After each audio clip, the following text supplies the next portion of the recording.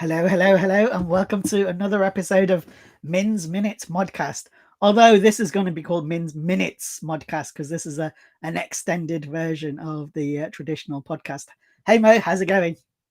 Hey there, all is well on my side. Awesome. So let's crack on. We've got a few topics we want to get into. The first thing I want to talk about is population because I saw recently the ONS, the Office of National Statistics, has said that the population of the UK is going to increase by another 5 million. So we'll be up to 72.5 million by 2032. What's your thoughts on that? That's quite interesting because if you look at it, there's a lot of news coming out, millionaires leaving the UK because of all the taxes and new places being set up, like the UAE and other countries that are more, they call themselves more like innovation hubs or the upcoming innovation hubs. Honestly, I wasn't expecting that. I would have thought that it's going to go on the decline. But it's interesting to see that still there's good interest in the UK and people are interested in coming in. But with predictions like this, you never know what happens, right? So if there's better offers or better locations for people to go to, they might change their mind, and next year we might have a different stats on that. Yeah, for sure. One of the other statistics, although I haven't sort of checked out the how legitimate it is every day there's 30 millionaires leaving the countries, right? So you never quite know. I'm sure you can sort of read whatever you want to know about this stuff, but yeah, certainly encouraging and not what I was expecting either. Yeah, that's very true. Well, that would be good for the economy if people still do Yeah, are interested in coming in and still coming. yeah, good for property prices too, but not so good if you're about to start on the ladder there. Oh no, I think I read something about the property ladders around in the next few years, the prices are going up 20 to 30%. So Was yeah, so it's getting harder and harder. I do wish that hopefully the government and they create some schemes and things for people to help them to get on the property ladder. So that is my wish. brilliant. Okay, so that's current news sorted. Let's do a little section on our favorite topics. What a time to be alive! The wonderful world of AI, and DeepSeek is still in the news. Lots of things still going on, right? There was that quite a big correction in the stock market, 600 billion being wiped off NVIDIA, although it sort of came back up again the following day a little bit.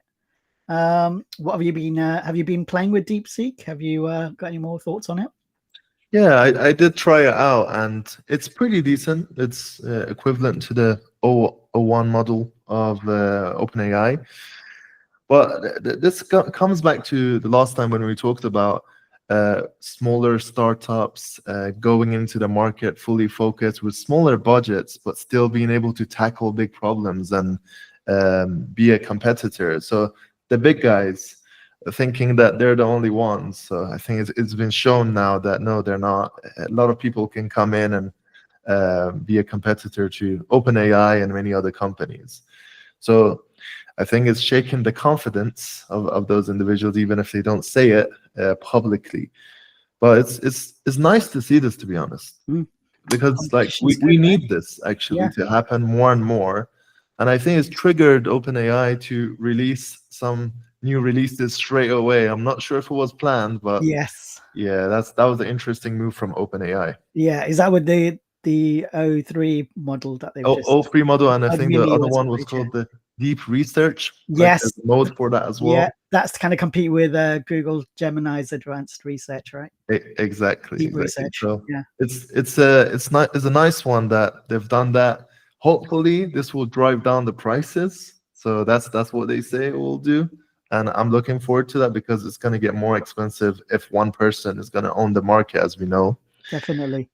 So yeah, I think it's a really good sign. It's a good sign, and I think others can do many other things as well to come into the market. But did you know? Not sure it's full fact, but they say that DeepSeek actually was training on OpenAI models. So that if you think about artificial intelligence, that's what you do. So you train a model, and if you can use that strong model and create a better model out of it, so whoever does it next is going to be in an advantage. So I'm going to expect a lot more companies like DeepSeek coming out in the next upcoming years. Yeah, I read something similar that they kind of did some, re-engineering and use that model to then work out their own.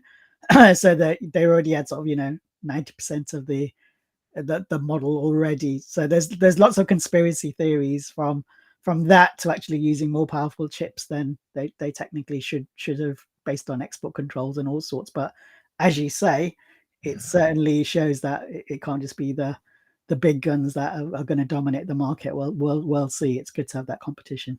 That's very true. My thing is regarding the open source. So OpenAI did state that they're rethinking the way they're doing open source. Yeah. So there's pros and cons to both sides. If they do open source, then they will have more competitors, right?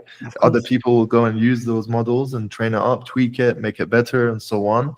So I'm just looking at this and seeing what they'll do next. So watching from as an observer to see what's happening. Brilliant. So I thought we'd also, to keep evolving our lovely conversation with our regular podcast, is to actually show our audience the sorts of things that are possible to do with AI. And I know we're both passionate about just trying all these like lovely tools that come out every 24 hours.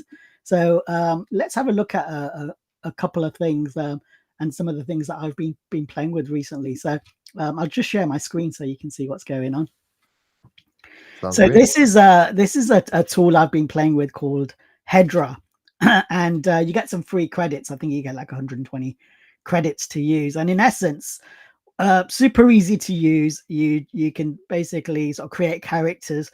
You can decide what it is you want them to say. You can actually train them in your own voice. You just type what you want them to say. You can use like a ChatGPT style thing of typing in the box to say, well, what it is you want the image to be, so you can create something around that, and then it generates the video. And unlike some of them, it's literally within 30 seconds you've got your video. So obviously, like, goes without fail that I wanted to have a play with some of this stuff. So here's a couple that I did. So this is I said, right, let's have an Indian person in the White House. So that it created this one for me here. Check this out. I don't know if you can hear this. Hello, investors. My name is Min, and this is a demo of creating an AI video to showcase how easy this is to do. Yeah. Or as I said, you can actually do it like with your own voice. Hello, and welcome to another episode of Min's Minute Modcast. Today, my special guest is... There you go. So you can do that. Or even, now I don't have the best voice for singing, but so I had to substitute and use an AI for doing that. Check this out. Eyes focused on the lane, chasing dreams out of you. She's a driver on the run, facing shadows, chasing light. There you go. And it's giving me some hair at the top as well. So what's not to like, right? This is fantastic. So now we're disrupting the music industry. Are you planning to become a singer now? No, I think I'll leave that to the professionals. But yeah, it's just like, how easy are these tools starting to look? So, if you're on doing things like, TikTok and Instagram, like, the youngsters like to do, I mean, these sorts of tools just make it so much easier to kind of generate and create things, to kind of blend in humans with that sort of, artificial look that you want to do. So yeah, and I think what we'll do going forward is to just showcase some of these tools going forward, so people get a feel and a little play. So today's one, it was Hedra that we looked at. So yeah, no, cool.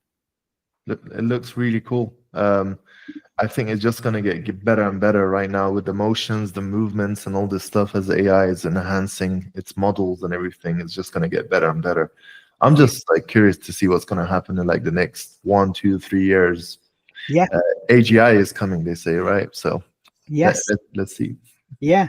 And so let's finish the modcast with our other usual topic, which is hey, what's keeping us busy on Netflix and the like. So what's keeping you awake at the moment? Yeah, we talked about this briefly as well. There's a new season of the Recruit. If someone's interested in those kind of action thriller movies or series, so the Recruit is a good one. And we talked about one as well, which is the Night Agent. I think Night Agent, the craft, the way they've created the series is a little bit more structured and maybe a little bit more worked on. So yeah, two action thriller type of series. Anyone interested? And I'll throw another one in the ring as far as action thrillers are concerned. I binge watched recently The Day of the Jackal. So for our older audience, they might even remember the very original movie from back in the day, and then there was another version with Bruce Willis, which were both movies. But Sky have created a version which is a 10-part episode, 10 episodes, which is absolutely brilliant, where you're actually gunning for the assassin, which is not usually the case. But yeah, so I can recommend that. So yeah, there we go. So another fun-packed week of excitement in our world of AI news and things to watch. So let's leave it there. Thank you very much, as always, Mo. Thank you. Take care, everyone. Hey guys, see you next time. Bye.